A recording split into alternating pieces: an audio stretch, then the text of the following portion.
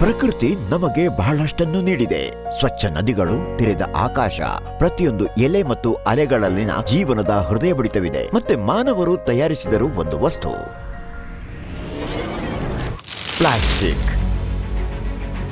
ಇದು ಹಗುರ, ಬಾಳಿಕೆ ಬರುತ್ತದೆ ಮತ್ತು ಅಗ್ಗವೂ ಆಗಿದೆ. ಆದರೆ ಕ್ರಮೇಣ ಅದು ನಮ್ಮ ಸಾಗರಗಳನ್ನು ಪ್ರವೇಶಿಸಿದೆ, ನಂತರ ಪರ್ವತ ಶಿಖರಗಳನ್ನು ತಲುಪಿದೆ, ಮತ್ತೀಗ ಮಣ್ಣು ಮತ್ತು ಆಹಾರದಲ್ಲೂ ಕರಗಲಾರಂಭಿಸಿದೆ.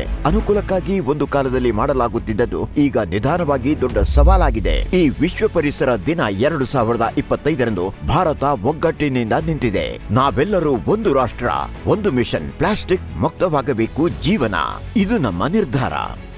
2018 में ही भारत ने सिंगल यूज प्लास्टिक से मुक्ति के लिए 2 स्तर पर काम शुरू कर दिया। हमने एक तरफ सिंगल यूज प्लास्टिक पर बैन लगाया और दूसरी तरफ प्लास्टिक वेस्ट प्रोसेसिंग को ಅನಿವಾರ್ಯ किया। ಈಗ ನಾವು ಪ್ಲಾಸ್ಟಿಕ್ ಅನ್ನು ಹೇಗೆ ಬಳಸುತ್ತೇವೆ, ಅದು ಎಲ್ಲಿಗೆ ಹೋಗುತ್ತದೆ ಮತ್ತು ನಾವು ಇದಕ್ಕಿಂತ ಉತ್ತಮವಾಗಿ ಏನು ಮಾಡಬಹುದು ಎಂಬುದರ ಕುರಿತು ಯೋಚಿಸಬೇಕು.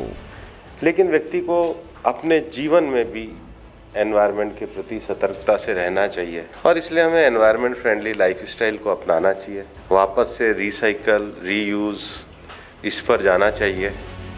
ಪ್ರತಿದಿನದ ಸಣ್ಣ ಪುಟ್ಟ ಕ್ರಮಗಳು ಪ್ರಮುಖವಾಗುತ್ತವೆ. ಉದಾಹರಣೆಗೆ ಬಾಟಲಿಗಳನ್ನು ರೀಫಿಲ್ ಮತ್ತು ರೀಯೂಸ್ ಮಾಡುವುದು, ಬಟ್ಟೆಯ ಚೀಲಗಳನ್ನು ಬಳಸುವುದು, ಪ್ಲಾಸ್ಟಿಕ್ ಅನ್ನು ಬಿಡುವುದು, ಬೇವಿನ ಬಾಚಣಿಗೆ ಬಳಸುವುದು ಅಥವಾ ಡಿಸ್ಪೋಸಬಲ್ ಬದಲಿಗೆ ಪರಿಸರ ಪರ ಕಟ್ಲರಿಗಳನ್ನು ಬಳಸುವುದು.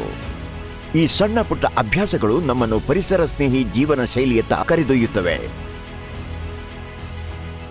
ಎಲ್ಲಿ ಕಲಿಕೆ ಇರುತ್ತದೆಯೋ ಅಲ್ಲಿ ಯೋಚಿಸುವ ಸ್ವಾತಂತ್ರ್ಯವಿರುತ್ತದೆ. ಕಲೆಯಿಂದ ಆರಂಭಿಸಿ ಇಂಟರಾಕ್ಟಿವ್ ಗೇಮ್ಸ್ ತನಕ, ಕಥೆಗಳಿಂದ ಹ್ಯಾಕಥಾನ್ ತನಕ, ಇಲ್ಲಿಯೇ ಹೊಸ ಯೋಚನೆಗಳು ಸೃಷ್ಟಿಯಾಗುತ್ತವೆ, ಪರಿಹಾರಗಳು ಕಂಡುಬರುತ್ತವೆ ಮತ್ತು ಬದಲಾವಣೆಗಳು ಪ್ರಾರಂಭವಾಗುತ್ತವೆ. ನಾವೆಲ್ಲರೂ ಇಂದು ಒಂದು ಸಂಕಲ್ಪ ಮಾಡೋಣ. ಲೈಫ್ ಅಂದರೆ ಲೈಫ್ ಸ್ಟೈಲ್ ಫಾರ್ ಎನ್ವೈರ್ಮೆಂಟ್ ಅನ್ನು ಅಳವಡಿಸಿಕೊಳ್ಳುವ ಬಗ್ಗೆ. ಮಿಷನ್ ಲೈಫ್ ಅನ್ನು ವಾಸ್ತವಕ್ಕೆ ತಿರುಗಿಸಲು ನಾವೆಲ್ಲರೂ ಒಟ್ಟಾಗಿ ಹೆಜ್ಜೆ ಹಾಕೋಣ ಮತ್ತು ಈ ಚಿಂತನೆಯನ್ನು ಮುಂದುವರಿಸಿ ಇಂದು ರಾಷ್ಟ್ರೀಯ ಪ್ಲಾಸ್ಟಿಕ್ ಮಾಲಿನ್ಯ ಕಡಿತ ಅಭಿಯಾನವನ್ನು ಪ್ರಾರಂಭಿಸಲಾಗಿದೆ. ಇದರಲ್ಲಿ ಸರ್ಕಾರ ಮತ್ತು ಸಾರ್ವಜನಿಕರು ಒಟ್ಟಾಗಿ ದೊಡ್ಡ ಬದಲಾವಣೆಯನ್ನು ತರೋಣ. 2025ರ ವಿಶ್ವ ಪರಿಸರ ದಿನದಂದು ಭಾರತವು ಬಲವಾದ ಹೆಜ್ಜೆಗಳೊಂದಿಗೆ ಹೊಸ ದಿಕ್ಕಿನತ್ತ ಸಾಗುತ್ತಿದೆ. ನಾವು ಕೂಡ ಪ್ರೋ ಪ್ಲಾನೆಟ್ ಪರ್ಸನ್ ಆಗೋಣ ಮತ್ತು ನಮ್ಮ ಭೂಮಿಗೆ ನಾವು ಬಯಸುವ ಬದಲಾವಣೆಯ ಭಾಗವಾಗೋಣ. ಪ್ಲಾಸ್ಟಿಕ್ ಮಾಲಿನ್ಯವನ್ನು ನಿರ್ಮೂಲ ಮಾಡಿ ಭೂಮಿ ತಾಯಿಯನ್ನು ಸ್ವಚ್ಛ ಮತ್ತು ಹಸಿರಾಗಿಸೋಣ.